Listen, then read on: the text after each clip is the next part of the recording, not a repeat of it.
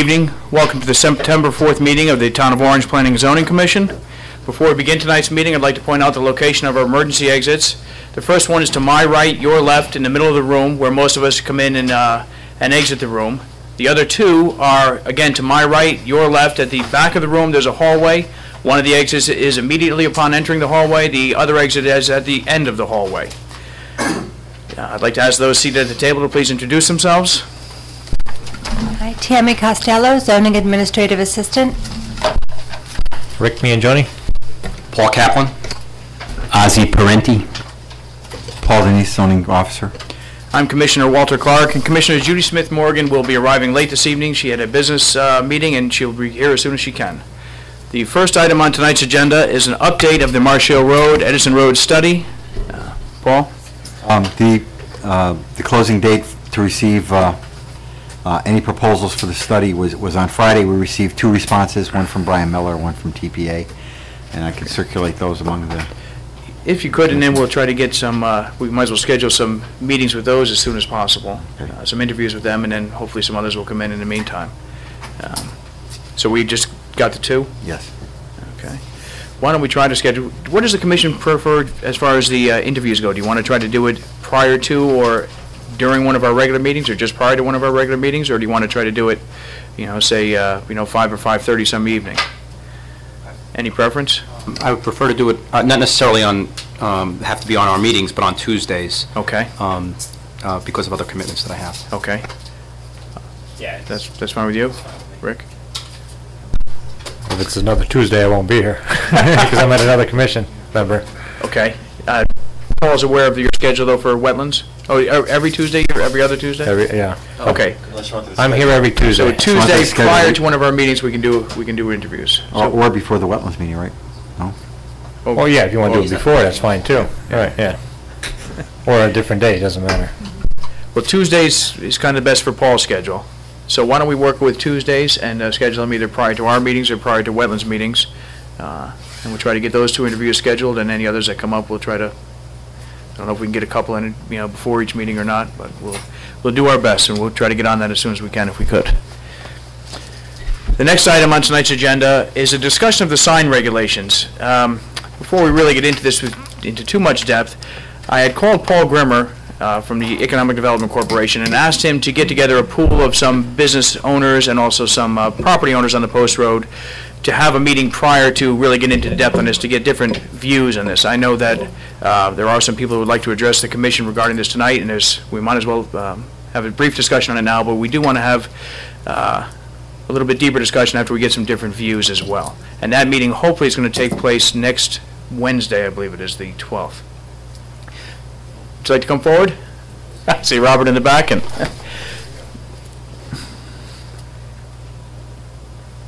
I would like to say that the program that Paul has initiated with confiscating the signs that are placed illegally seems to be doing a tremendous benefit to the Post Road.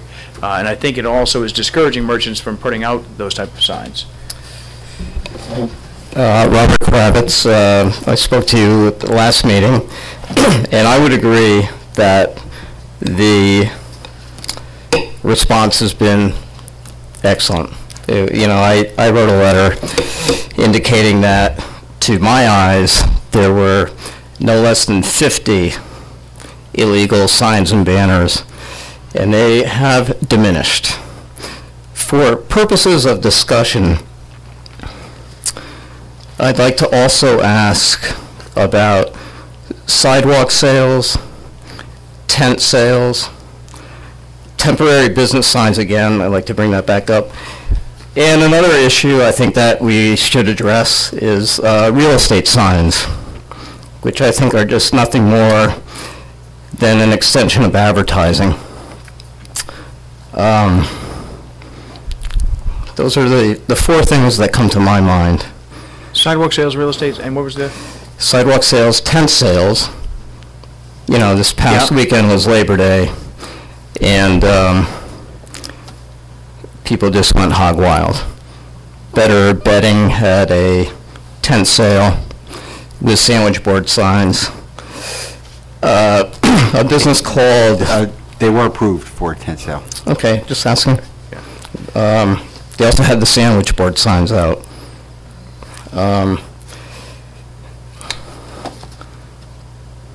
Tent sales site, and there's a place called, I gotta think of it, it is Must Have Shoes. They've been running a sidewalk sale for really the whole summer. So, it just, and I only mention it because everyone is pushing the envelope, and it just, I don't think it adds anything to the economic development of our community. I think it cheapens it, really, actually. So just questions about that. And I know it's Labor Day, and so, you know, Town Hall shut down, and I'm sure that's the reason why it all came back, but it's not there today. If I can, the last meeting, we spoke about the temporary business sign issue and the fact that a business called Spooky Town did get approved for a temporary sign. I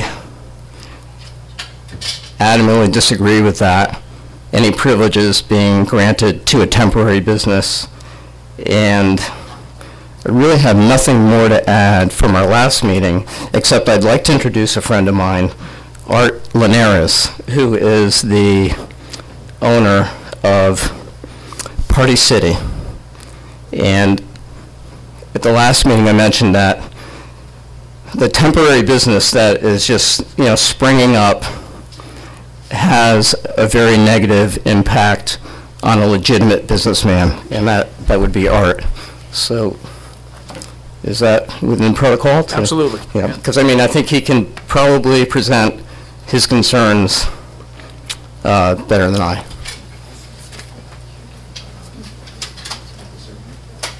Thank you. I want to thank you for addressing this problem that we're having in town, and I want to thank Rob and thank you for all your efforts in considering that the situation that this town, I mean, that we're faced. I mean, Orange is a great town. We've been in business here since 1993, and it's we're in the process of looking to do an addition to the building, add on to the building, and, you know, keep building the reputation that we have. It's one of the best party stores actually in the country.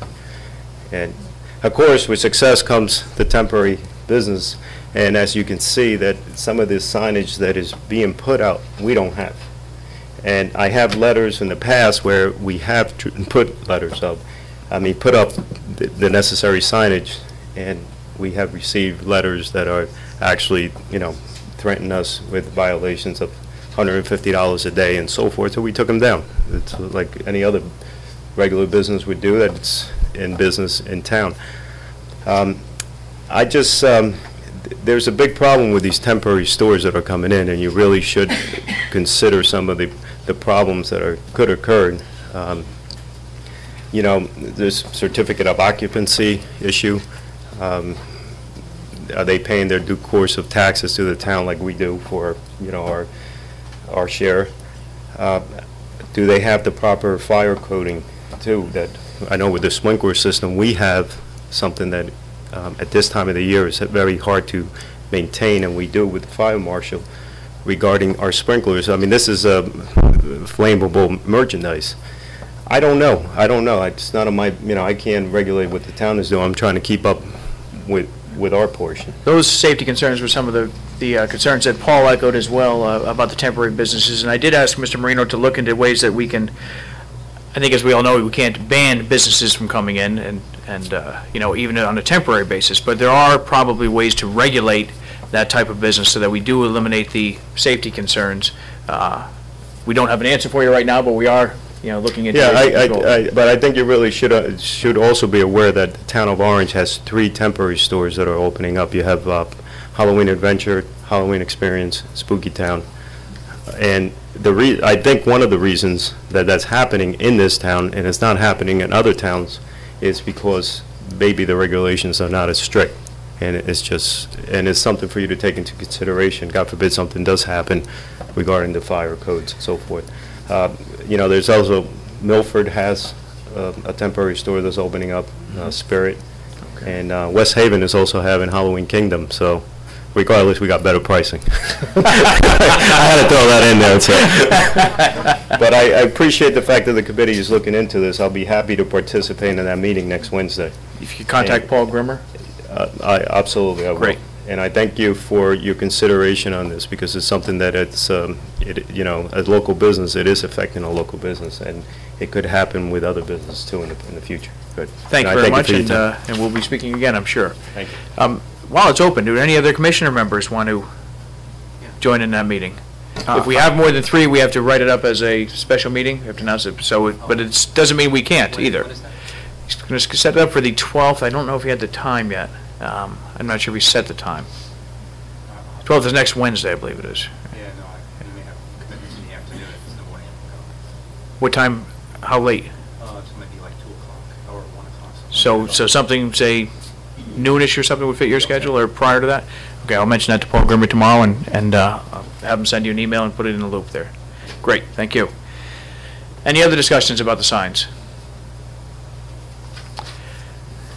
There being none, we'll move on to a review of the minutes from the August 7th meeting, which we can't review till Judy arrives. And we'll move on to the August 21st meeting.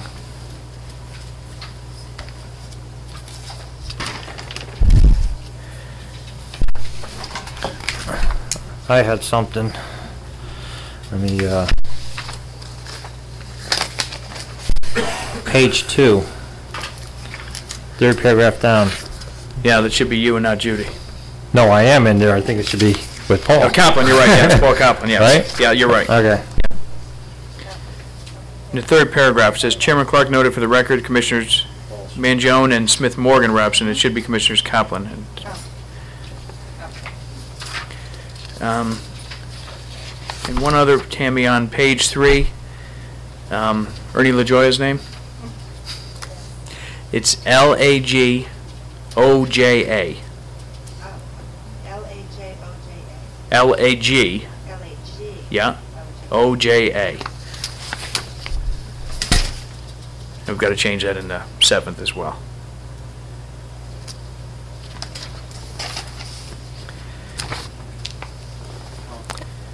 Bo, could I ask, for either the purposes of next hearing or at some point, before the 12th, could I ask you to review, Paul, or get the a comparison between our regulations and a Milford for this, for the temporary businesses? I just want to see if there's any, major discrepancies. Not that we have to be on the same page, but I'm curious Right. as to if there's How they a- control it is. Yeah. Or if they do, yeah. Going back to the August 21st meeting, minutes rather, we have those 2 corrections. Any other changes? Well, I don't know about page 3. I know in the beginning of the meeting you stated that Judy will be coming later. The reason we couldn't do the August 7th minutes was because of said Judy and Brandy were not present this evening. Should you say she wasn't here yet, or because later on she is here? We were not present at this time, instead of this evening? Right, because she did show up. Right. Well, we can go back to. Just so. Because we still didn't have a quorum, that's why we didn't go back, because Ozzy wasn't here as well. Right. Okay. So we're going to change that to not present at this time.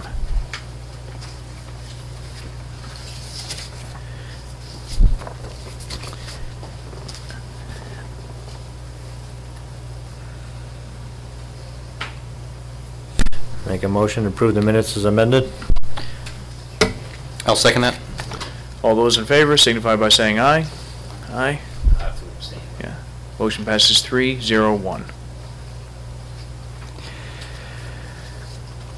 And we'll go back to the August 7th meeting, hopefully maybe prior to the public hearing, but if not, afterwards. Moving on to old business. Does anybody have anything under old business? Bo, for the last hearing, we had listened to some testimony regarding a cease and desist that was issued on the Cosa Creo property, I think it was. Any update on that, Paul? We had a meeting here at Town Hall where our town council was present and also the attorney for the Casa Creos. We're still going ahead with the matter. However, there were certain recommendations that were made to them which would possibly resolve the situation before it got too far, mostly in terms of a schedule that they could keep to abate the violations up there and to remedy the disturbances. It appears overall they've been cooperating? I'm asking. Well, they showed up with the attorney, and they seem to be cooperative. Again, part of that timetable has to be met, and that is that we're supposed to be furnished in the near future with an engineer who's going to represent them and formulate a plan as to what's going to happen up there. Was there more moving activity with regard to earth removal and so No, forth? I have not seen any evidence. I have not been out this week, but I was out last week. And the engineer is to present a remediation plan, correct? Right, that's the whole intent. The engineer would ultimately come up with a plan. Okay. And they have a deadline as far as the engineer's plan as well, if I recall. Yes. Anything else under old business? Is there anything under new business?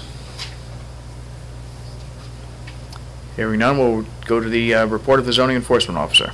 I've already spoken on the Casa Creo issue. We made a number of inspections up there, and it's a large site. An inspection takes a while. If you just walk in and walk out, it's an hour. If you walk in and take a look around, you're talking 2 hours, 2.5 hours. But at any rate, we had that meeting, and hopefully there'll be some action on that. Also made a major inspection down at Springbrook Commons with Russ Smith, who's the developer down there, and they're really coming along. They've got the rough grading in. They're going to be asphalting in the near future, and everything's going according to plan. There is one issue, and that is with the interconnection to Christmas tree shops. Christmas tree shops had, in the past, agreed to the interconnection, and all the evidence since is that they're still agreeable to it. However, they seem to be dragging their feet as far as signing or entering into an agreement for a formal easement between the two properties. Should we send them a letter? Yeah, we can. We can't force them, however. No, I understand that, but remind them that the whole reason that it's good to do this now is that it'll save them some cash later on for anything that they come to.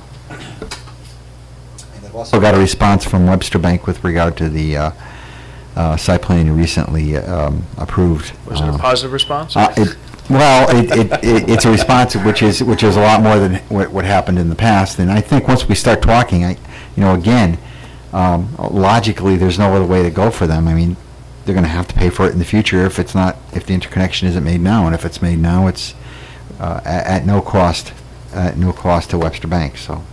And again, this was pointed out too, that this was police and fire who also endorsed having the interconnection there. It's not just our wanting to have it there or the applicant wanting to have it there. So. I also had a meeting with property owner Patsy Santangelo. Basically, the two items that have to be done down there is the striping of the parking lot and the installation of the landscaping. And he has said that's all going to occur within 3 weeks. He says he wants the CO in 3 weeks to open up. Well, we generally don't like to see the landscaping installed in August. If there's any way to prevent that from going in August, we wait till September because the temperatures are cooler and the chances of the landscaping surviving is much higher. So the landscaping is going to be in within the next 3 weeks, and the only other thing that has to be accomplished after that is the paving of the parking area. Whether he finishes the interior of the building is pretty much done. It's just a matter of some small touches and mounting of electrical lamps, and but all the major work in the interior of the structure is done. So, but I don't know. So Patsy again takes his time, and he's posted a bond. He's still under the requirements, and but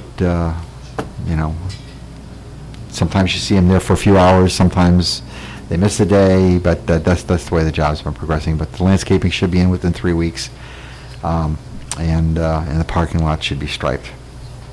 Paul, I know this weekend was the Odyssey at the Greek Orthodox Church. I take it there were no issues there? I didn't receive Really any calls.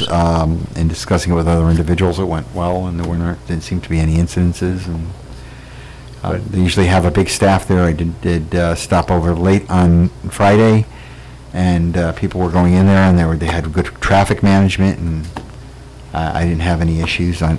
I wasn't there on Saturday Sunday Yeah. when they got bigger crowds, but, It's generally very well run. yes. Yeah. Okay. Any questions for Paul? I guess at this time we'll take a brief recess and resume at 8 o'clock for our public hearing.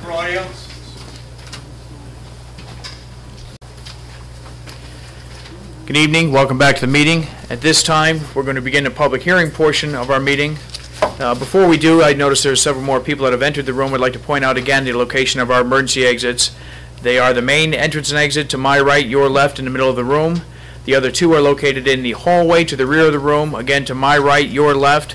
The first one immediately on the left upon entering the hallway, the second one at the end of the hallway. The first agenda item on the public hearing is a special permit application for the conversion of a single-family dwelling to accommodate an elderly apartment. This will be continued until our September 17th meeting, correct, Paul? Yes. The applicant is in ZBA right now and should have their answer from them. The second items are the petition to amend the Orange zoning regulations, a special permit application, a site plan application, and an application for temporary special earth materials and filling, an application for certificate of soil erosion and sediment control, and a re-subdivision application submitted by property owner Sunrise Hill Estates, LLC. Would the applicant like to come forward, please?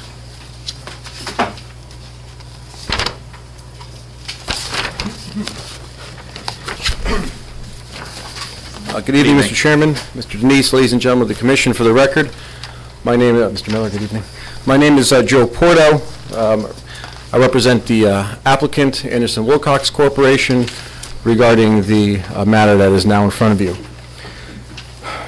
Just a couple of housekeeping matters, Mr. Chairman. We did, in accordance with the recommendation from 2 weeks ago, amend the regulation. I sent an amendment to Mr. Denise on the 30th of August. If you would like, I can briefly go through the points If you would. that were changed. Sure. The first change is that we stated that a household member, if a divorce occurs, you might recall there's some conversation about what would happen if there was a divorce. Well, if there is a divorce and the couple was previously qualifying, that is to say one member, one spouse was over age 55, and if there was a divorce and the court saw fit to have the spouse that's under age 55 stay in the active adult community, that person would be a qualifying occupant. We further define the regulations to state that no one under the age of 21 years of age, 21 years old, can reside in the active adult community, and for that person to be considered permanently residing, they would have to be a resident for 6 months or more. Can I interrupt you for 1 minute? Of course. 1 moment. Going back to the first one, under A2, it now reads, a single household member may also be under age 55 or if he or she is a divorcee of the previously qualifying occupant. I'm guessing, and please correct me if I'm wrong, that it specifies single because if that person were to be remarried to somebody else who is under 55, then they would then have to move out. Is that correct? Well, the way I interpret these regulations, the answer to that specific question would actually be no, because that person would be qualifying. So they would be, quote-unquote, grandfathered in. They would have been a qualifying spouse of someone that was over the age of 55. Right. And as long as they were to marry someone who was over 21, Right. Then they're okay. then they're okay. Okay.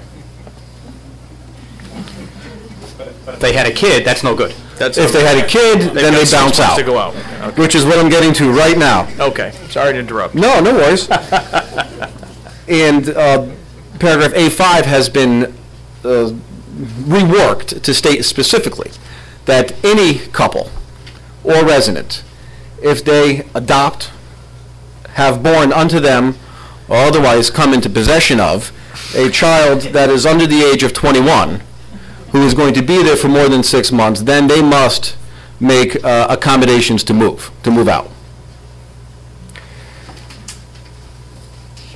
Paragraph A6 has been created to state that the community association which will be formed, should this commission see fit to grant this application, and that association should have, will have the powers to enforce the regulations as we propose they be amended, as well as all the powers set forth in the declaration documents. We have made an effort at defining a MU, which is a semi-private service driveway or an alley. Paragraph J1 has been revised to state that specifically the active adult community shall contain a mix of housing types with a specific emphasis placed on variations of exterior facades, materials, and colors. That, of course, is done to make sure that we don't have a similar houses in a row, similar looking units in a row. And lastly, paragraph K5 has been revised to state that to address the issue of different types of space, that is to say undeveloped natural areas, wetlands, and landscaped have been separated from recreational and community buildings. And we've indicated that both must be, I believe, 400 square feet per unit. Let me check that real quick.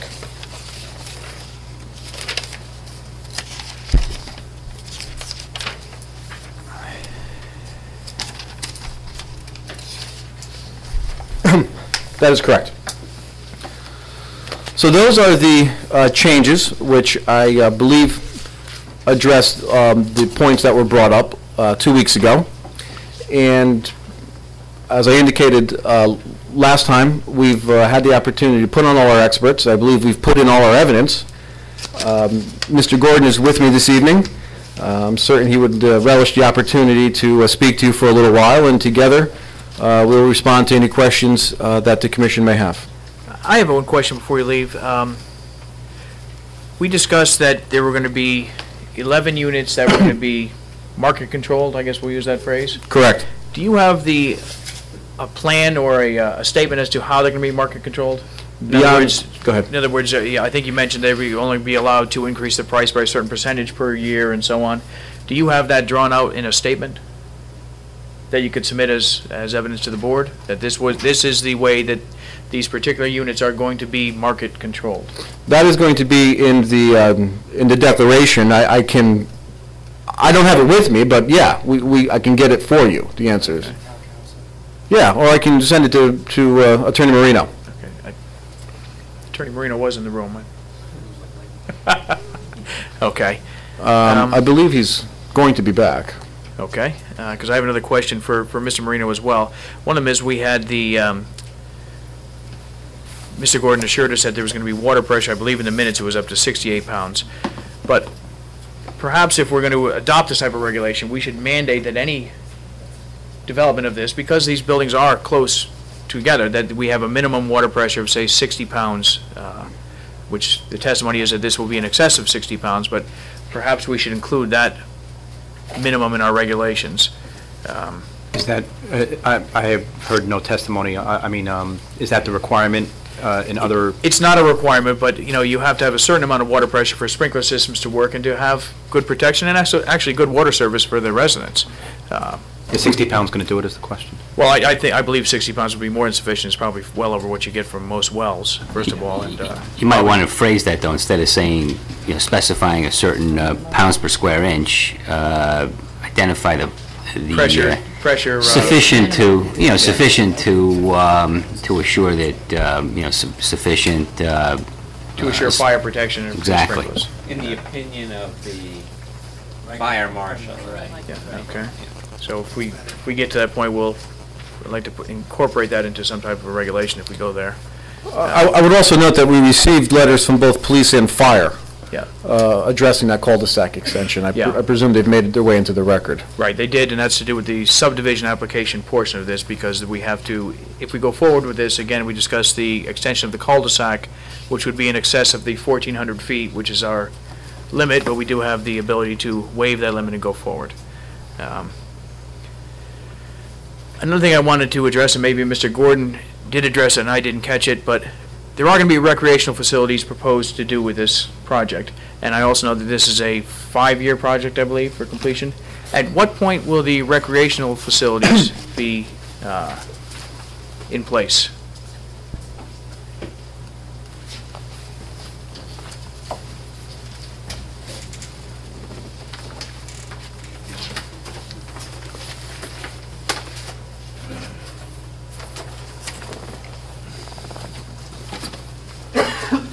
For the record, my name is Jeff Gordon with Codis Bodie & Associates, 504 Boston Post Road here in the town of Orange. On the revised sheet SP4, the Master Soil Erosion and Sediment Control Plan, there is a phasing analysis that's been done, and it doesn't come in completely early on because this area, the parking lot for the community building is actually one of the site construction accesses, so we don't want to, we're trying to get them away from the main entrance. When people start to look at it and have model homes, we don't want to have the construction equipment going by them, so we bring a construction access through here, so that's why part of this will be built early on, but it will not really be open to use. I have removal of the construction entrance at the community building site and construct all of that in about midway through the third phase. Midway through the third phase. Right. At least a couple of years. Well, it depends on how the market's going. Usually when things are going well, one phase rolls right into the next phase, but the point of that being is that is a logical construction entrance that doesn't step on the feet of the main entrance once it's built and the houses are built in that opening corridor. So once we have enough of the road network established, we can pull that out because we're not going to worry about driving over unpaved roads and bringing soils all over the place. So we'll be building some of these structures a little bit early, but we're not going to have it really open to the public too early while there's still truck traffic going through there, if that answers your question.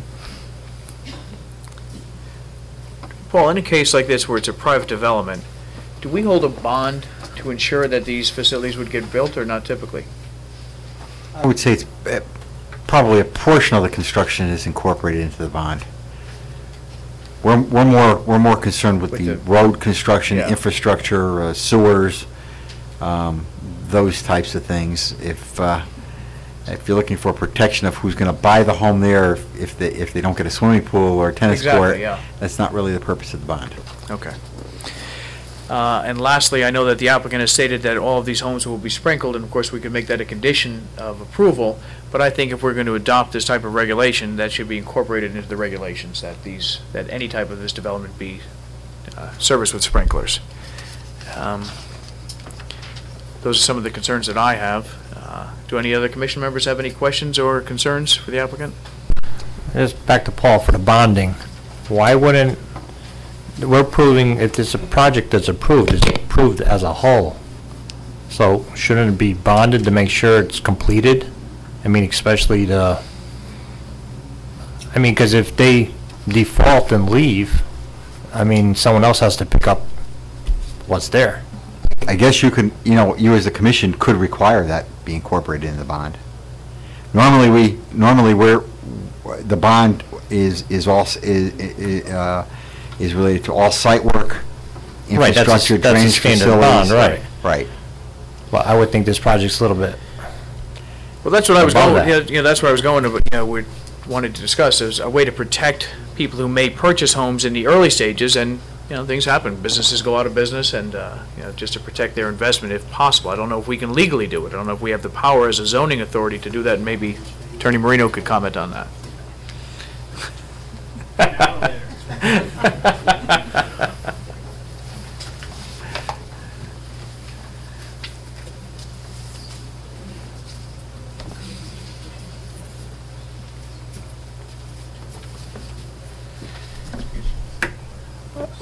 Normally what I'd say is to the extent that you get agreement from the developer, you can make anything you want a condition of approval.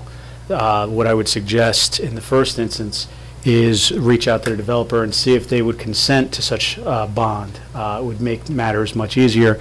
If you're looking for a legal response, I would say I'll get back to you. Okay. Okay. Announce yourself. Yes, for the record, Vincent Marino, the town attorney.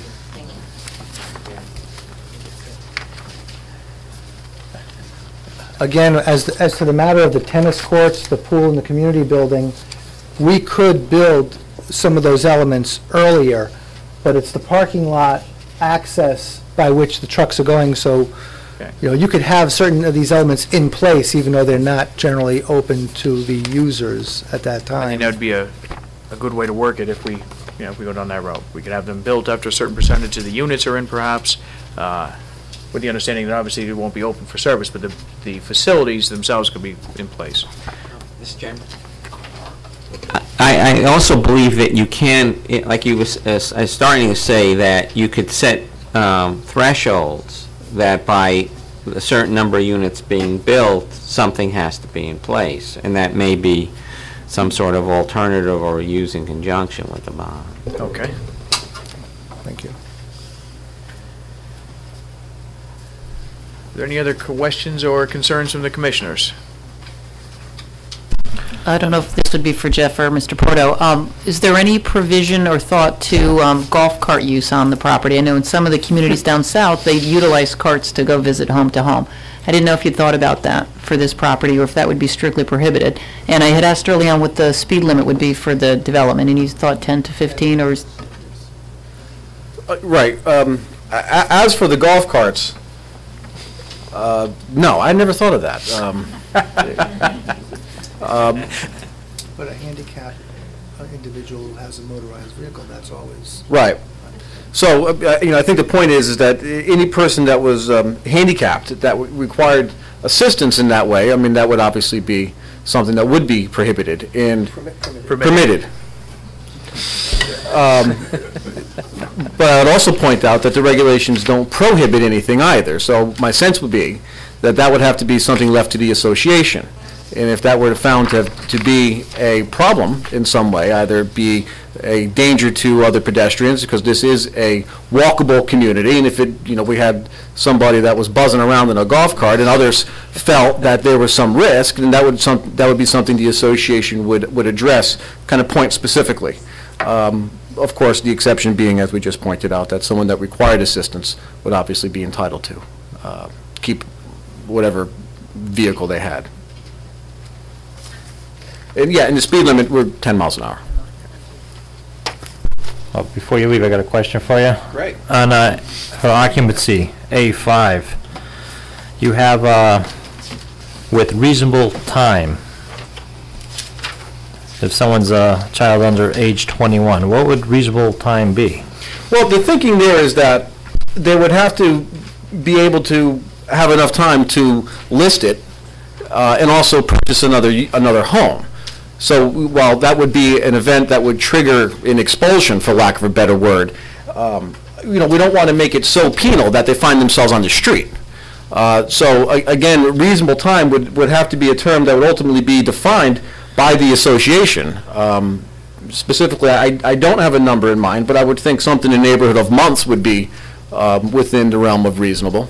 No, just, I'm not an attorney, reasonable time could be Again, I would think that forever. perhaps we could put that in our regulations, reasonable time, because I don't think that's something we want to be left up to the homeowners association. Right, because it's anyone's discretion what reasonable time is. Exactly. So I think that's something that if we move forward with this, that we should set a time limit on that, not leave that up to the homeowners association.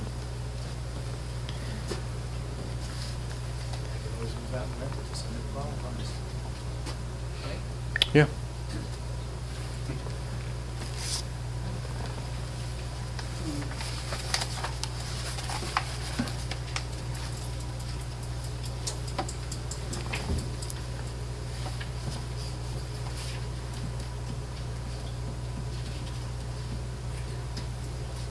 Brian, are you aware of any similar communities where they have a time limit, and if so, do you know what the time limits are? I'll get back to you on that.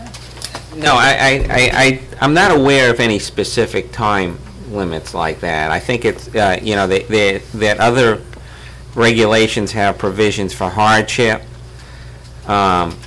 And I'm not sure it's been a huge problem anyplace either. So I'll look into some of the other communities, but I'm pretty sure that there's not a specific time period. I'm just going to just make a comment about, with caution to the board, that if we're going to put in a hard and fast rule instead of a mechanism to determine what reasonable is going to be, it's really going to be without regard to the market forces that are in play there, because that's going to have something to do with it. Obviously, in a seller's market, which we're, not in right now, it may go quicker. But in some markets, it may go slower, and there may be more time. Reasonable may be one number in a down market and one number in a different market. So I'm just saying that if we're going to discuss this, we should have a little bit of sensitivity to that as well. Aside from the fact that you're going to be selling to a relatively, I don't want to say small, but certainly smaller than the entire universe of potential buyers out there, it's going to be a restricted, situation, so there will be less people. Now, the way I read this, I wasn't so sure that you needed 5 in light of the fact that you had 4. I mean, 4 just lays down the rule that, no one under 21 can be an occupant in one of these units. Right. So with that in mind, I mean, if the event or events that you identify in 5 occur, then at some point, the occupant has to realize that they no longer are welcome in the community, and need to make arrangements to leave. If they don't do it in an expeditious way, the town is going to be in a position to enforce the regulation. And I would point out that, as you just said, people are going to be moving into this to not be around children. So to the extent that an unfortunate circumstance should occur where grandparents may have to become the guardians of children, that's going to be an exception. That's not going to be the rule. So what we're saying here is, over the course of 20 years, if this happens once or twice, I would be surprised. But there in that situation, you described some emergency occupant type for a limited basis, which is covered under paragraph 4. But what I'm saying is, if you didn't have paragraph 5, then you take out this element of community board association control, and then it becomes a a rule that's They revert it back to the town. Yeah, the town enforces its zoning regulations, so that if again the situation presented itself where you had a person living there under 21 who wasn't there as a result of some emergency situation, then it would be up to the town to take the appropriate enforcement action to, I didn't think 5 added a whole lot to the discussion and probably creates some problems that, we might not want to go along with, Well, I think number 4 should be reduced to 3 months, not even 6, because if you're back from college, you're not home for 6 months.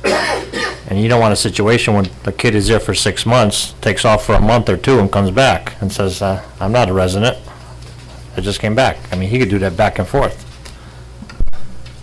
This might be a good thing for Brian to give some thought to, on as to how those 4 and 5 work together. I think in that circumstance, Rick, whether it's 3 months, 4 months, 2 months, if somebody wants to play that game, they're going to be able to play that game anyway. Yeah, but I just think it's going to happen because of the age of 55. You're going to have more children there, because they're not really all finished with college yet. They're still around, the kids.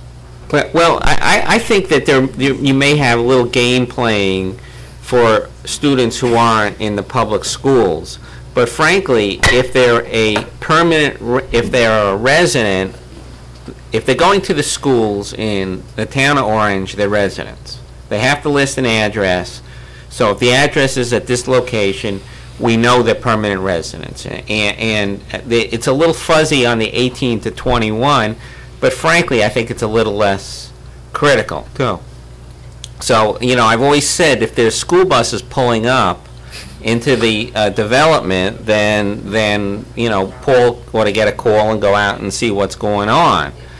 But I think the points about A4 and A5 as being a little awkward, perhaps. I will look at it. I mean, it's been done before, and the more I think about it, I don't recall that time period, that reasonable time period. I think you're right, Ozzy. I think it's a violation.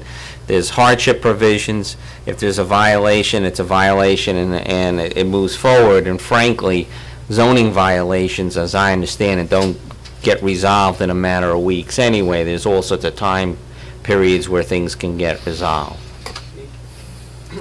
The only, I agree, and I think Ozzy's comments are well taken. The only thing is that this particular zoning violation, as opposed to other zoning violations, is going to trigger a sale of this property. And I think we have to be a little bit more sensitive to that, rather than just a landscaper who, parked things on his, inappropriate things on his But I think lawn. like Ozzy suggested, if we worded it the way he had suggested, that would revert it back to the Planning and Zoning Commission for a decision on it, and we can, we or our people who... Use your discretion. Yes, yeah.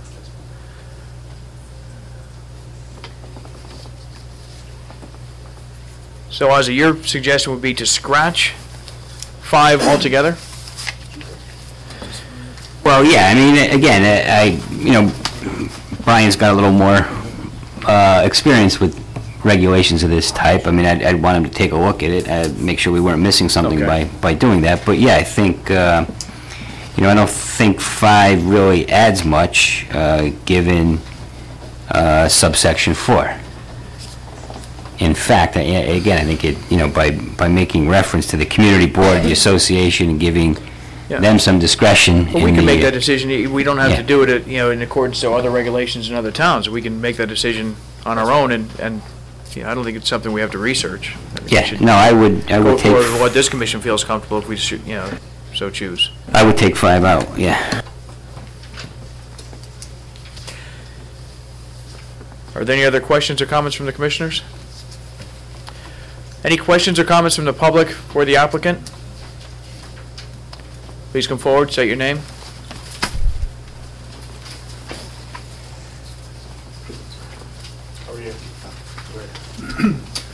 Warren Mulston, 81 Great Cedar Circle. Warren Mulston, M-U-L-S-T-O-N. I'd like to speak after 10 years of experience at Silverbrook too, and I think a lot of the discussion that you're dealing with right now is unnecessary. I believe the declarant or the builder will provide a set of bylaws and rules and regulations that the association would have to deal with after the LLC is dissolved. And that's what we have. I don't believe that the town has ever been asked to step in and take care of any of our problems. And I don't think that that should be a responsibility that would be passed on to Paul. Of course, I also think that using 62 as a minimum age, as the age restriction, would certainly resolve a lot of these problems, because I don't think you would have college students coming back. As a matter of fact, a lot of information was presented at your last meeting regarding the demographics of 55-year-olds and how that number is increasing. I think much more significant would have been to take a statistical sampling of that age group and polling them to find out when they planned to buy or purchase a condominium. And I doubt that many of them would do it before they retired.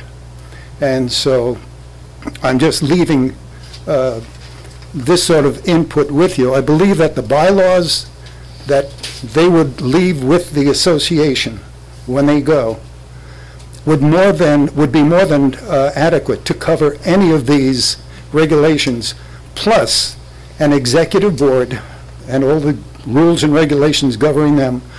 The executive board would have an immediate finger on any of the problems that develop, and they would have the power to take care of whatever problems occur.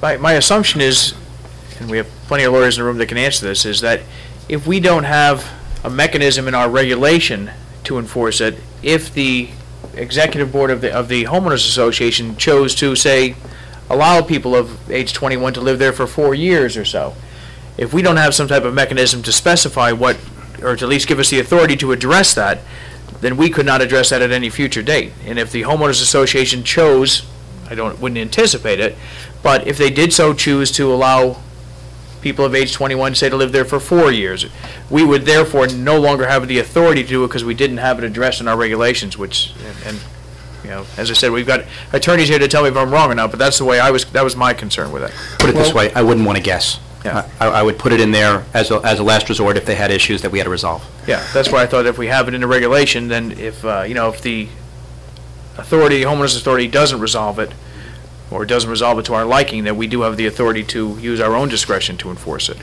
At Silverbrook, in the declaration, it states specifically that the homeowner must be 62, spouse can be no younger than 55, that a family, and it specifically states that a family is a single household unit, which means a husband and wife.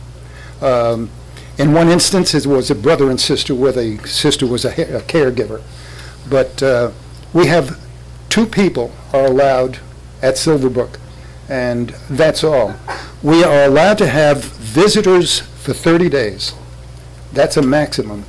And because of a family problem, someone can stay there as long as 3 months, but they pay an additional charge because of the services that they receive. And so these are all stipulated, and I believe that, personally, I think that it would be much more efficient for an executive board to handle these problems than transfer it to the town. I wouldn't look for the town to handle the day-to-day operations. I would look for the executive board to handle that on a regular basis, and just in an emergency situation, to have the town to have the authority to step in is where I was going with that in the regulation. But the big difference is his association is 62 and 55. Over here, you could be 55 and married to a 30-year-old.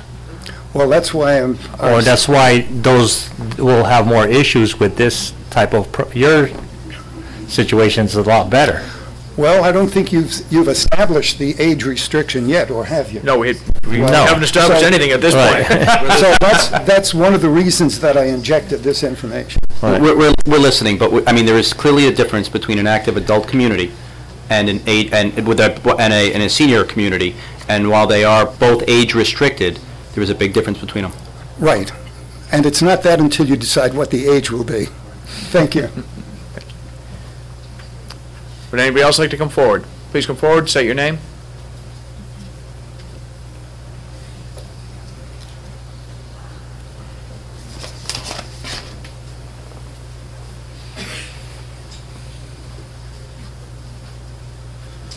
I'm Bob Gillette from Old Silo Road. I haven't been to any of these meetings before, and I'm not familiar with the covenants as they're written. My experience is I spent 5 years as the vice president of a homeowners association in Maryland. I was the original homeowner. However, there were a lot of homes that had turned over at least once when I was there. When we talk about the town possibly taking the action to enforce some of the things, we are putting ourselves in a possible liability issue as far as legal fees. We had quite a bit of problems with people, even though the board lived up to the covenants that we had as far as what homeowners could and could not do. And some of the homeowners basically turned around and said, sue us. Then you have to get special association fees. I'm not familiar with Silverbrook and how they work, and I hope it works much better, but we had a tremendous amount of legal fees that we had to pay in order to get homeowners to do different things that were in accordance with our bylaws. And some of the bylaws that we had is when they said the LLC leaves, when it's all turned over to the homeowners, we have to do it ourselves. We did have some problems. We had problems getting, fees from the homeowners themselves. And again, we were a lot younger community than 55 and older, or 62 and over, or whatever the case may be. But we ran into some very substantial legal fees that we had to pay to get different people to do all sorts of different things that our bylaws said they couldn't. So something I think should be thought out very well with the possible financial repercussions that may occur. Thank you.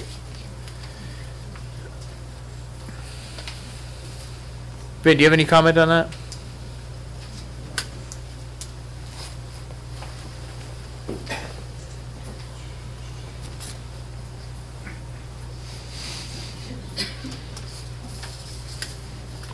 With respect to the, Well, if we as we've stated before, kind of left it vague as far as addressing that it is to be left completely up to the board, the community board. Would that put the town in a circumstance where they might have to enforce that and incur the legal costs? Or would it still be incurred by the homeowners association? In all projects, this project being no different, there's always the potential risk, of the town having to do something and incur an additional expense for the benefit of what is deemed the community at large. Classic example would be what your tax assessor does for your affordable housing application. Every time an affordable housing unit is sold, there's a whole analysis that he has to undertake by accepting data from the potential purchaser. And although you're paying his salary, there's an administrative cost associated with that. So we get yelled at in court for that. But then, wouldn't that be, I mean, they're drafting a new regulation, and if it was a violation of that regulation, to my way of thinking, it would be up to Paul to enforce it, meaning the town of Orange. Correct. And it costs what it costs, and I assume there's a mechanism to pass that along to the homeowner, the violating homeowners. Well, you would issue a notice of violation, levy a fine. There are two approaches. One is the handoff approach, and to say, we are not the regulator of this. You have a deed restriction. It's in your declaration. You are to enforce it, and the town takes a hands-off approach. If the town wants to be more intimately involved with the project, as we are on a number of occasions with through the tax assessor, then that's the direction you take. I don't know if your zoning enforcement officer can really be there on a daily basis, on a monthly basis, on an annual basis, to review this data and really be effective to make sure that it's followed through. I think it's best laid at the feet of the association. And I would expect them, as we kind of feel our way around through this process and live with this for a while, I would expect that we would take our cues from the individual homeowners association, meaning if the association asked for our help, meaning the towns, in particular situations, if we found it to be a violation, I would expect us to act accordingly, but that we're not going to interject ourselves unless there's an unbelievable situation, that we would expect the association to take care of most of the day-to-day operations, including the non-payers, meaning the... Exactly. I would never anticipate the town having to manage this development. It's more of keeping a mechanism to, where it says here, the reasonable time period. That's the part that really initiated this discussion, and that's the part I have concern with, is I think the town would want to be the one to make a determination of what's a reasonable time period.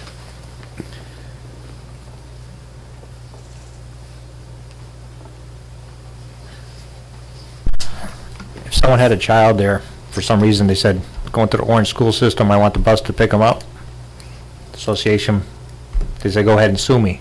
What happens to that child? They get to go to school? If the child is residing there at the time, but of course the child would have the right to go to school. Oh, I know, but then the legal fees would go to the town or them? How would that happen? I mean, according to what the guy said, they say, go ahead and sue me. It could take a long time. Well, I know, for instance, in our lake association, if you do not pay dues, of course you you automatically lose your lake rights. Additionally, because it's in your deed, we put a lien on your home right away. So anything that would incur, now if we incur legal expenses to go after these things, we do our best to pass those along as well. Luckily we haven't had to enforce it in court, but we have taken action before. It's a zoning violation, so you can't keep the child out of school, but you proceed as a zoning violation, just like you do with signs, is a good example. And it's the notice of violation, as Attorney Marino just cited, and and it may have to go through court, and the child may be in school for a semester or two while that's all happening. But I mean, that's the procedure. The point is, you're laying out some basic parameters here. You're talking about what the 55 or 62, whatever. You're laying down a minimum standard, and it's that standard that you're not giving You're not willing to give discretion to the homeowners association to change in any way. That's exactly right. And it's the same thing with respect to the 21, you don't want anybody younger than 21 living there. That's a standard that, that the regulations will provide. Now, to the extent then that, you're not trying to micromanage the association, you don't want to take on the day-to-day responsibility associated with that. Absolutely not. But you don't want anybody under 21 living there. Right, and nor do we want the association to have the authority to even adjust that. That's right. That's the minimum standard. I think there's going to be some overlap. I mean, as much as we're looking to cut it out, we're just creating another layer of, I don't want to say governmental oversight, but oversight within the community. And to the extent that we can, we're not going to have the overlap, but, it's going to be there at some point or another, and we'll just deal with it. Okay. Just on another point, I sent an email to one of my associates who are looking into that bond issue. So actually, I'm told him I needed a response by 9 o'clock. So we'll see. But I was reading the statutes, and although not directly on point, under 8-26C, subsection C, subsection C, for purposes of the bond, and this is the subdivision statute, the subdivision statute defines work for purposes of bonding as work for purposes of this section means all physical improvements required by the approved plan other than the staking out of lots, and includes but is not limited to the construction of roads, storm drainage facilities, and water and sewer lines, the setting aside of open space and recreation areas, installation of telephone and electrical services, planting of trees or other landscaping, and installation of retaining walls or other structures. So to the extent that you'd be seeking to include in the bond the construction of the recreation facility, it seems like it would fall within that definition. But if you wanted to include in the bond the actual development of the house itself, right, the answer would be no. Okay. All right, and that's just a cursory, but hopefully by 9 o'clock we have a more learned Thank you. answer. Okay. Thank you. Would anybody else like to come forward and address the commission? Please come forward.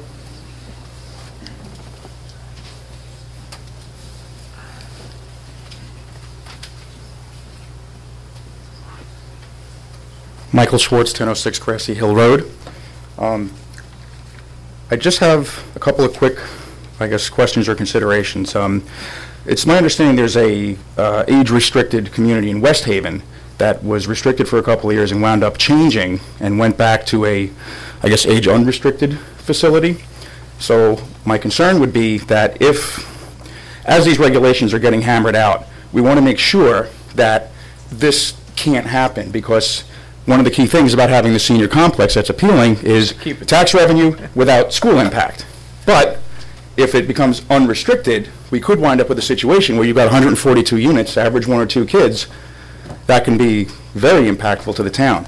So yeah, and that's what we're just addressing. Yeah, that concern itself. Yeah. So I think you guys are very close, and I do appreciate that. The other thing is, it was mentioned earlier that there's, a couple of phases to this project as to how it's going to be constructed, and it was kind of ambiguous as to what the time frame would be, and I understand there's market realities and whatnot, but my concern here would be that if this project is left to be constructed in perpetuity, meaning going on for years, and to put it in context, when the project first started across the street from where I am, I had 1 child, I now have 2, the first one's in school.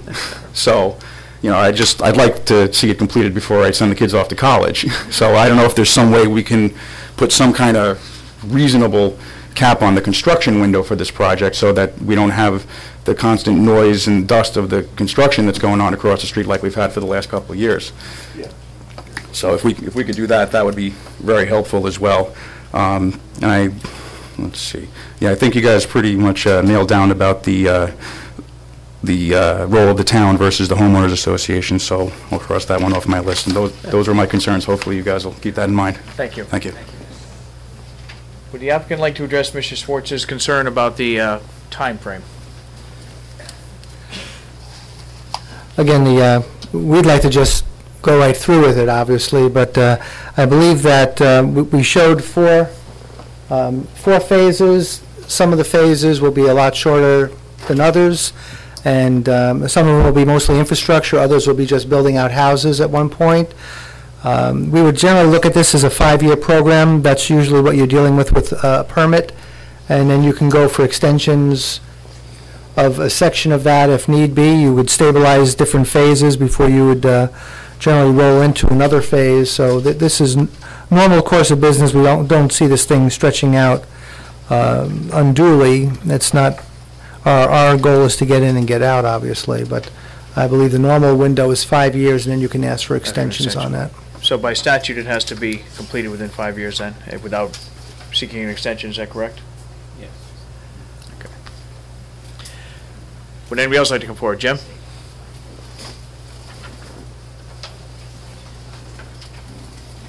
Yeah.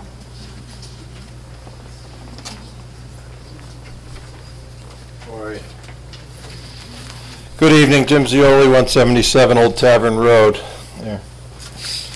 I was upstairs watching this, and we had a paper that was sent to us, compiled by CCM, Connecticut Conference of Municipalities. Joe Blake had asked for some information, and so I made copies of it. It was up on my desk. Dear Selectman Blake, this is in response to your request for information regarding the definition of senior housing terms. Attached are zoning regulation definitions from following municipalities.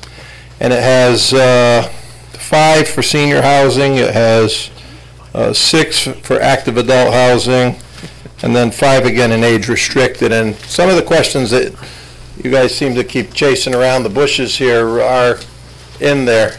Over there, Tim. And, you know, they only allow 2 weeks, and I think Cheshire for people under a certain age.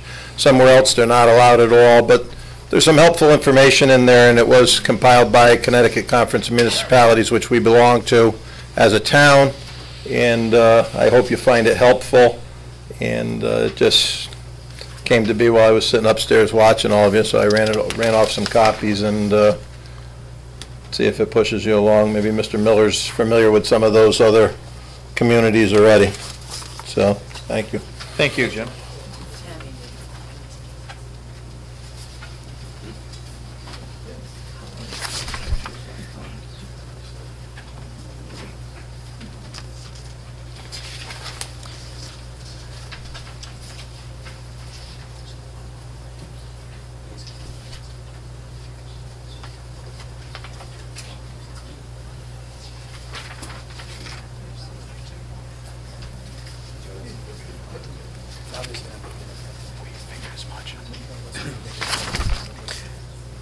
They seem to be scattered in the approaches that different towns take. And Yeah, one that I was familiar with is Cromwell, and Cromwell doesn't have any prohibition against school children. It just says, you know, one has to be 55 and over. But there is a variety of approaches, and I think you know, every community needs it a little bit different. And I think we kind of look at that and take the best of what the town of Orange wants. Ironically, I believe all of them are age 55. Yeah. As opposed to 62. Salem is 55 with the minimum of 21, which is sort of what we've been contemplating. So is Cheshire here. In fact, all of them are 55. I think part of the reason that the others were 62, isn't there something to do with subsidies at age 62 that you're eligible for, federal subsidies or something of that nature? I think the there's some federal housing programs that are specifically for those 62 and over, but there is some nature of subsidy. Would anybody else like to come forward and address the commission? Please come forward, state your name. Mr. Chairman, just quickly. Yeah. Just 2 things. One is my associate confirmed my research. The definition is correct as to what you could require a bond for. Number 2 is when we're talking about regulations and timing for the subdivision, although the statute does provide 5, I believe you have a regulation that requires it to be completed in 2 years. Right. So they'd have to, if the project was not done within the 2-year period, they'd have to come back within that period and request an extension. Right, and they can get extensions for a total of up to the statutory period of Right. 10 years. Of 10 years. Yeah. But they would have to it- come back to us and explain why they couldn't be completed within that period of time, which gives us an opportunity to. Since we recently dealt with that issue, That's right. it's got to be consistent. Can we have our first extension?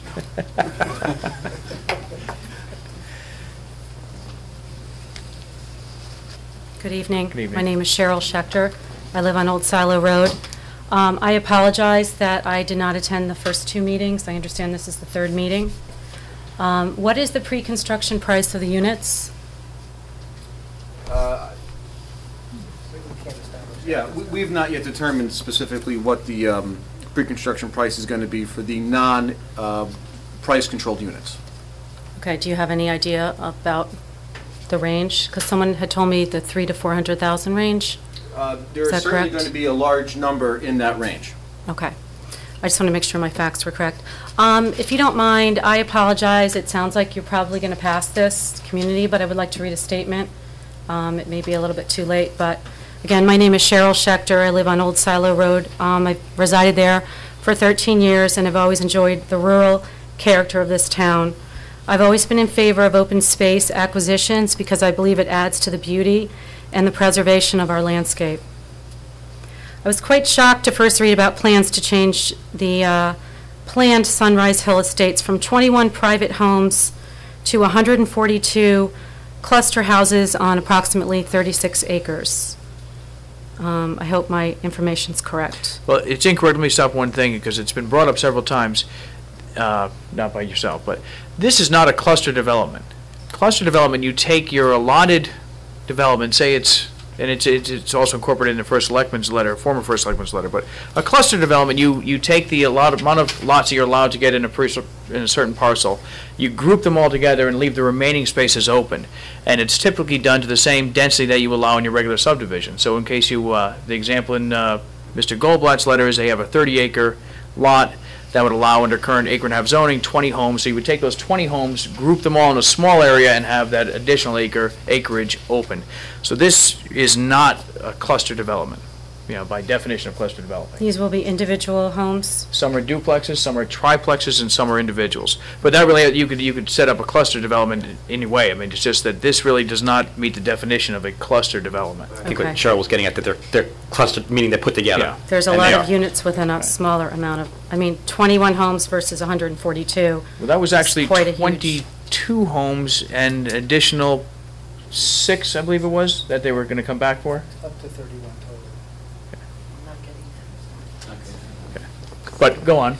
I first contacted a friend of mine in town to verify this was, and was informed a couple months ago that the sewers had already been approved.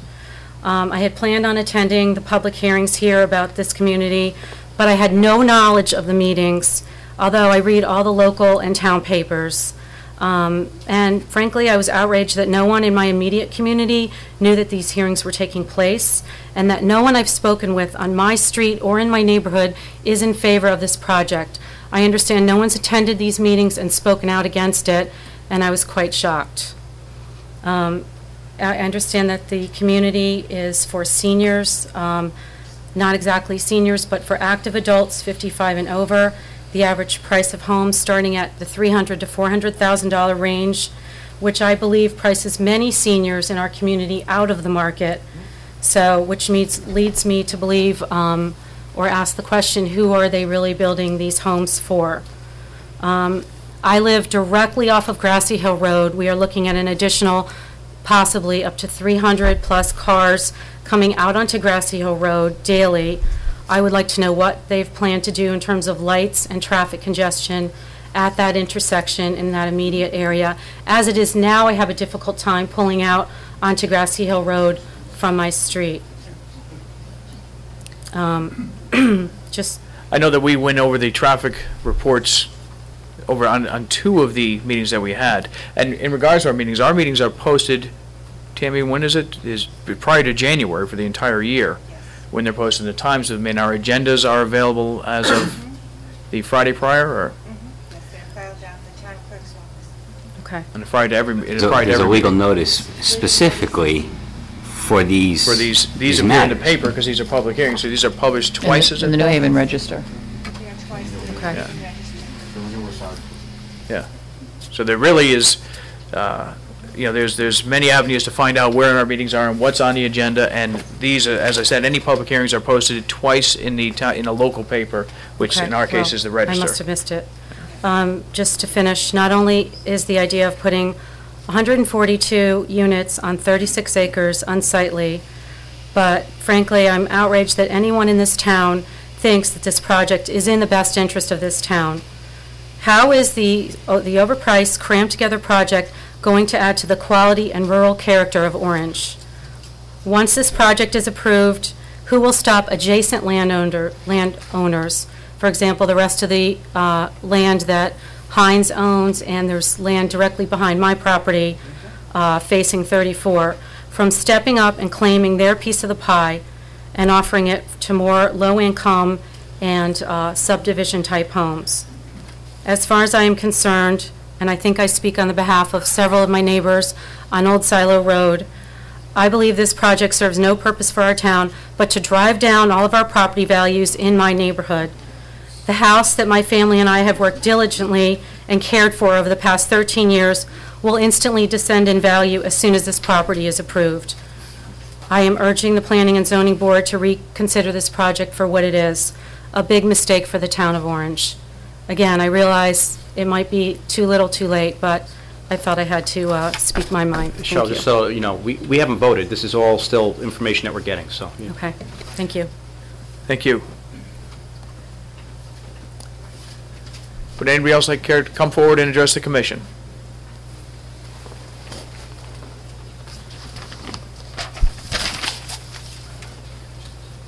My name is Patricia O'Leary Treat. I live at 801 Grassy Hill Road. I was part of the Orange Senior Leadership Program, and together with 3 other people, we chose a project that we thought would benefit the town. And that project was finding out about the possibility of having additional senior housing in Orange.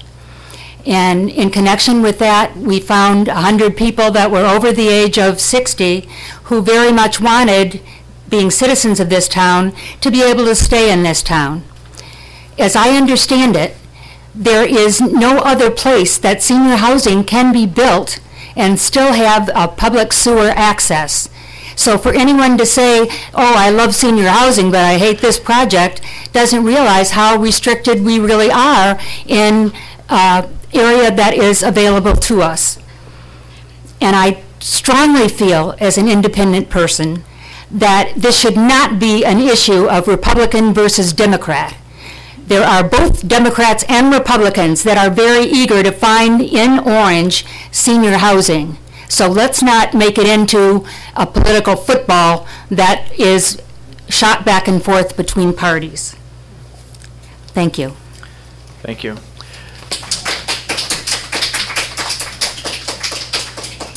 Vin, can you address the commission, as well as the public, about the measures that were put in place to keep this new sewage district limited to this site? I know there was a discussion at the with the sewer authority, and perhaps you can highlight us those. Yes, and for anyone who would like a more detailed analysis, I believe through the OGAT, the video of that presentation is available. But essentially what we did is we looked at this parcel and Route 34. The concern was that, and I think the catchphrase then was that this was going to be opening up the Pandora's box of Route 34, and that if approved, we would have commercial boxes along Route 34, and Route 34 would become the second post road. That was really the underlying foundation of what we were looking to see whether or not was a legitimate concern. What we discovered was, and I don't have my, actually I can use this here. What we discovered was under the State Plan of Conservation and Development, essentially this line here, which is the boundary line between the age-restricted development and the single-family houses. This line here going east into West Haven was within a conservation area of the state, which meant that sewers could not be extended eastward beyond this property line. So the analysis was that obviously you could bring sewers in here, and just by happenstance, it just fell right where this line is. And the only other exposure was across the street, which already has access to sewers through Derby.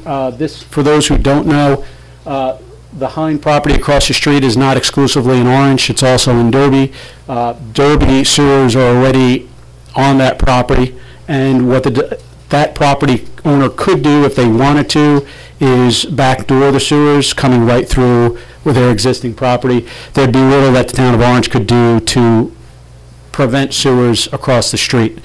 And then obviously there would be exposure here, which is not within a conservation plan. However, the analysis here was under, I believe it was the Avalon Bay City of Milford Supreme Court decision, where the Supreme Court upheld the trial court's denial of an appeal of Avalon, where they were seeking an extension of the sewer line. Avalon said all we want is to extend the sewer, and the WPCA of Milford said, well, you know, we're not approving the extension, and this is not a simple tie-in, it's an extension. There was a distinction between what is a tie-in and what is an extension. So what the WPCA of Orange did, having knowledge of that decision, is it said, okay, we will approve sewers coming across the street, but we want the pipe to be of a certain size to limit the allowed flow coming off of this property, so that another user could not simply just tie in. They would have to seek an extension of that sewer line. Additionally, what we've done is we have limited the amount of capacity that the town of Orange is purchasing from the city of Derby to, I believe we are somewhere around 30,000 gallons a day, capacity which is particularly low. And the city of Derby has stated that, you know, because of what they're doing in their downtown development area, they're going to need their capacity for themselves, but not wanting to rely on another municipality. What we said was, all right, under the statutory procedure today, the Orange WPCA is free to contract with the Derby WPCA, and independent from any other board of Orange could extend the sewer system. So what we did was we entered into a contract. We haven't yet entered into it. It's in the process of review. I just got word from the city of Derby that we should be receiving their comments back within the next 24 to 48 hours. But what we have contractually set is a process that if some other developer comes along, the Orange WPCA could not independently extend this sewer district. They would require the approval of the Board of Selectmen of the Town of Orange, the WPCA of the Town of Orange, the Board of Aldermen of the City of Derby, and the WPCA of Derby. So we've tried to put up as many firewalls as we possibly can conceive of to prevent the extension of this sewer district. Additionally, Vin, doesn't the sewer line come diagonally across 34 and not up Grassy Hill Road? Right. The way the sewer line is proposed is to come down, I believe, Sodom Lane, and the developer can, I believe I had seen it was going to kind of come across Derby and be pumped under Derby and coming through this way. No, it's going straight. Comes right here. Oh, better yet. So it's going to come through the Hine farm and come directly across Route 34. So it's actually in the what I guess would be almost the western center of the proposed site. You know, not in extreme close proximity to Grassy Hill. Additionally, to address some of the woman's concerns, the applicant had originally required a certain amount of frontage, and we requested that they change it to a much larger frontage required on both roads, and unbroken frontage, so that any of the homeowners along this way, and also I believe would extend down 34 to where some of those homes are, because it's, I think, 1,700 feet or so on 34, could in effect stop the development, a proposed development going forward on the lot across the street, which would be the only two areas that these type of developments are allowed. So we put in some, some firewalls as well, or proposed to put some firewalls in as well. But the property across the street, the farm down Grassy Hill Road? Yes. No. Yeah, on the across orange the side. street. To your left. Orange to the left. Oh, right here? Yes. Right. They could tie into Sodom Lane sewers if it was approved. It would have to establish a whole new district, that's what Vinnie just said. that this- Right, but...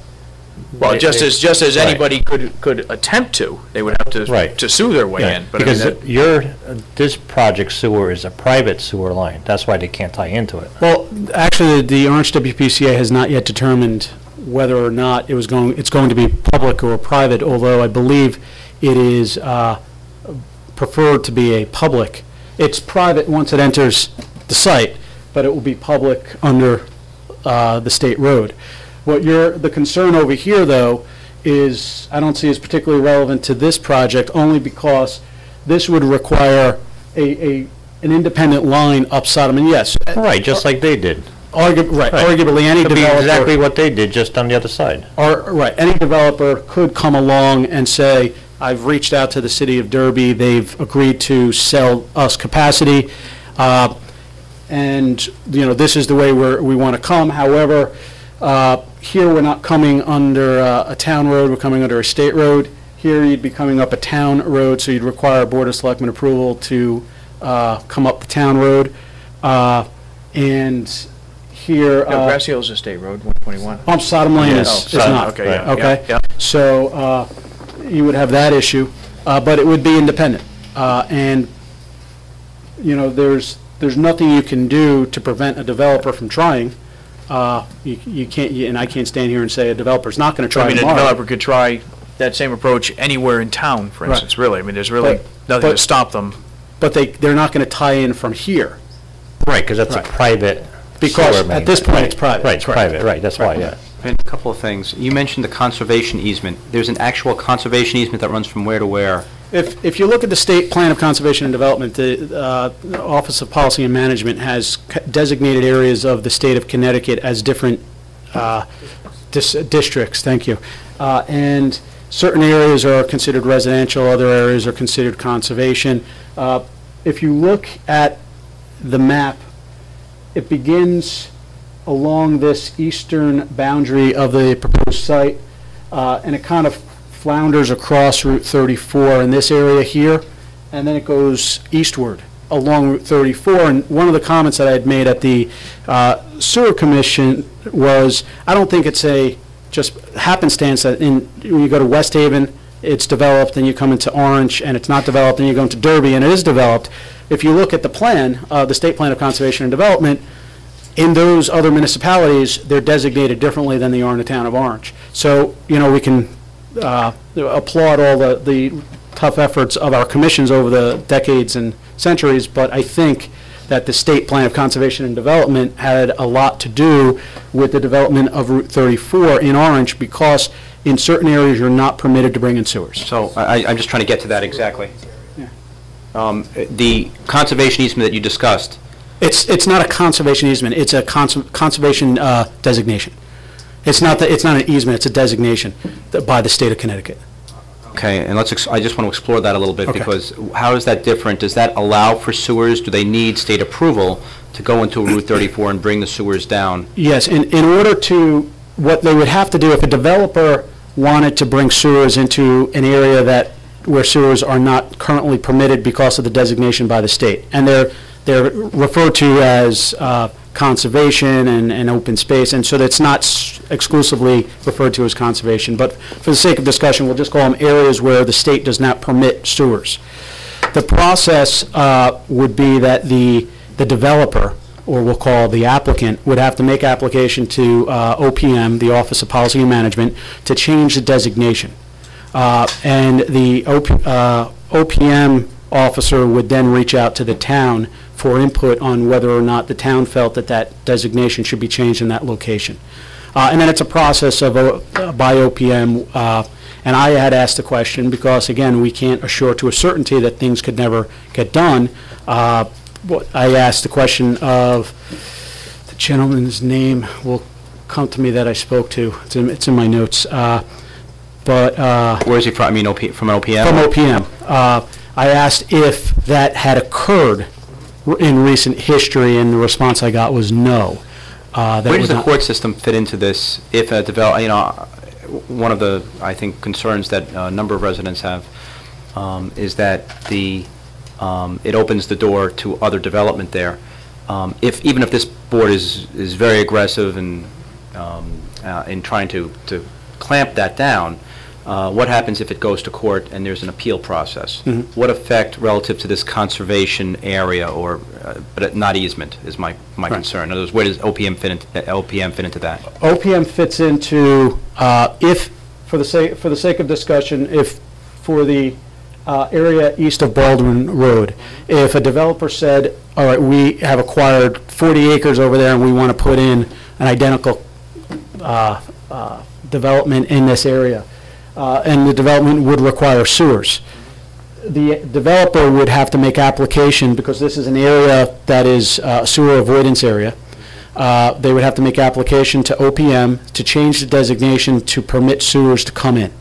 The Office of Policy and Management would reach out to the Town of Orange and ask the Town of Orange to weigh in on whether or not this designation should be changed. And OPM then would deliberate and determine on its own whether or not the designation should be changed. I am unaware of whether or not there are any appeal rights to a superior court. And that's what I'm trying to get to. In other words, is this just creating another defendant for the later appeal, one to the town, one being the town and the other one being the state? I think you're more likely, when you're talking about judicial intervention, is going to be across the street or to the, I'll call it to the west. Over here, where you have sewers that are permissible, and if the town were to take a position, you could use across the street. Well, all right, a developer has discussed independently with the city of Derby to purchase for $1 million, 40,000 gallons a day of capacity, and Town of Orange, we have our sewers ready to come in, approve our identical project. You deny it because you don't want to extend any additional sewers. That's more likely where you're going to have a City of Milford Avalon type case. I see it less likely coming this way because, as described to me by the OPM officer, this is a particularly onerous process, and there's no recent history where, and recent history meaning decades, not years, where this has ever been changed. I'm interested to find out the appeal rights that you mentioned they may or may not have, if we can do that. Absolutely. Okay. At this time, why don't we take a brief recess? We'll resume in, say, 10 minutes.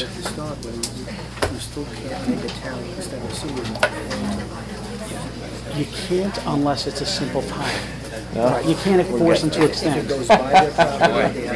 What Avalon, the City of Milford says, right, you can't force an extension, you can force a time. I might as well keep that, but, I think do I have mine somewhere? Here's the stack. I'll keep this one in. How long of a break you take? 10 minutes. All right, I'm going to go upstairs just to see if I can get that answer. You going to get an answer to that?